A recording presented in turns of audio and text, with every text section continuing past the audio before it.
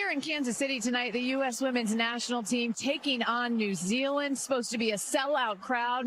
Marks the final game of a 3-game set for the Americans, who played back-to-back games against Portugal. They split those 2 contests before arriving here in Kansas City. And we are joined now by a player who knows this New Zealand side well. Second most capped player in New Zealand history. 5 World Cups, 4 Olympics. And U.S. soccer fans in this country know her well. Angel City's Allie Riley.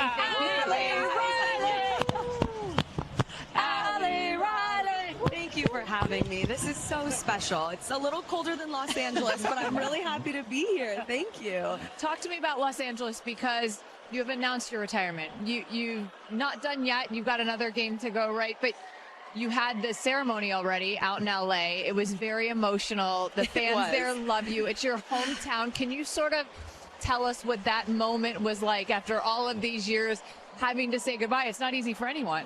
No, it wasn't easy, but I had the most amazing celebration. The club did such a great job. To have my family there, to have so many friends, Kelly out there, Alyssa came into town.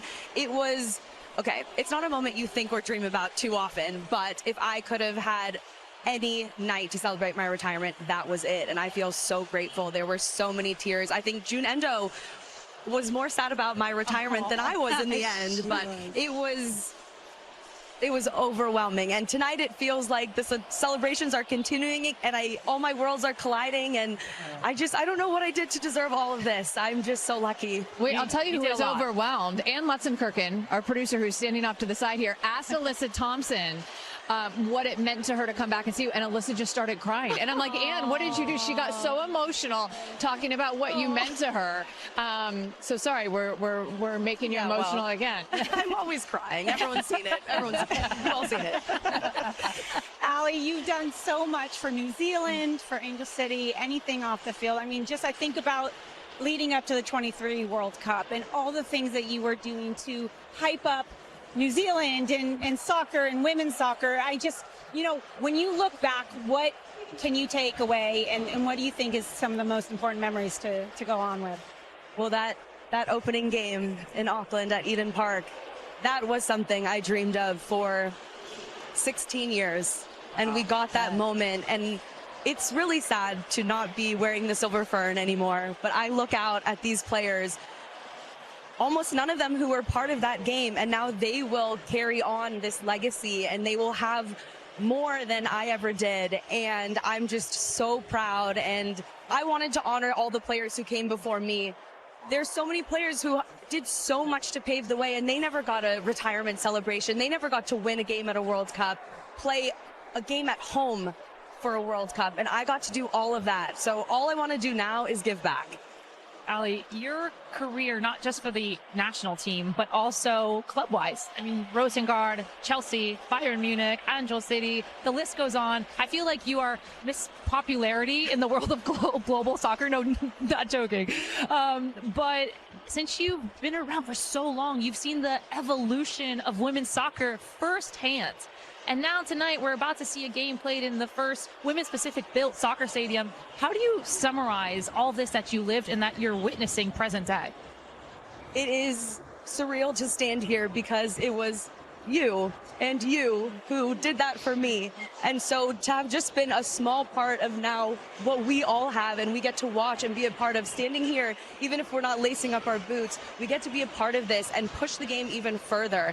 And so I'm just so proud, and to see where this league has gone. I took off for Europe when the NWSL in 2013, and I didn't think I would ever come back. I didn't believe that it was possible, and I was proven wrong, and so many people were proven wrong. And so again, the next chapter of my life will be dedicated to telling stories and making sure that in 10 years it's even bigger than what we're experiencing now. Yeah, that is exactly what I was going to say to you, is I cannot wait to see the next chapter of her life, because as you mentioned, Melissa, like, you are so loved by so many, and what you have given to the game, not just on the field and in terms of accolades and leagues you have played in, but it's the people you've impacted and the communities you've impacted is what I think is your legacy. And so with this next phase, what are you most excited about doing? Well, taking a vacation, first of all, Julie. Yeah, she's like, give me a break first. No, I'm excited to cover the game. I'm excited to give other players the platform that I have been given, thanks to women like you. And so to be part of now this next generation, so again, they could experience more and better than I ever did, than we ever did. That is all I want to do. And with my own voice and give a voice to others and share my personality and allow these players to be themselves. We were put in boxes for so long, and I felt like I was part of a generation who finally got to be our authentic selves and be celebrated. And now I want to help that become even bigger and better. Which, by the way, her personality is shining in your podcast with Cindy Leroux. Thank you. Speaking of the next generation, here's the next generation of players for New Zealand out on the pitch tonight. Melissa, give us their AT&T starting 11. Yeah, they're starting in a 3-4-1-2, and tonight is going to be a big test for New Zealand, who just dropped 2 games against Mexico. And really in the goalkeeping position is Victoria Essen. She is mature. She's one of the most capped players on this team. In the midfield, Katie Bowen. And today what I want to see is how she's going to drive this team, their engine, the one that's one of the most capped players, one of the most experienced players. And actually, she used to play for this exact team that's in the stadium, Casey Current. And Annalie Longo, the number 10, how is she going to deal with the transitions that the U.S. women's national team is going to play in that midfield? So today is going to be a big test for New Zealand. It sure will. Melissa, we're going to relieve you of your duties here for just 1 second. Melissa's been pulling double duty this entire window because she's about to go interview Michelle Cooper as soon as she comes off the pitch. Ellie, another thing I wanted to ask you, because one thing we've chronicled here as we've done these U.S. soccer games, we were out at SoFi last spring, and this was after the LA fires. And I know we had a production team that went out because your parents lost the home that you grew up in, and that was something that we followed closely, and you were an inspiration to so many people in that LA community. Can you just give us an update on how that's going, how your family's doing? Because we know that that's a long rebuilding process when you talk about things off the pitch. Yes, it has been quite the year, and I'm happy to say my parents are here tonight for this game, but they are going to rebuild, hoping to break ground in January. So we're able to look forward and build my mom her dream kitchen and her dream home, and that's something that's really helping us put one foot in front of the other. As you look at that lineup and you see the transition as the U.S. women's national team is going into that transition phase as well and bringing all these younger players in, what do you as a veteran tell the veteran group of New Zealand now of how to help with that transition? I think we're in this period where you want to see the players be their creative selves, make mistakes, and this is an opportunity tonight to just go for it. And so I think the veterans' responsibility is to create that environment where players feel this far out of a World Cup, we're building. And I'm very confident that New Zealand will qualify for the 2027 World Cup. So the question is, what do they want to achieve there? We checked that box. We won that first game. Now it's about getting out of the group. So every single game has to be about setting a standard, building those connections, because this is a new team.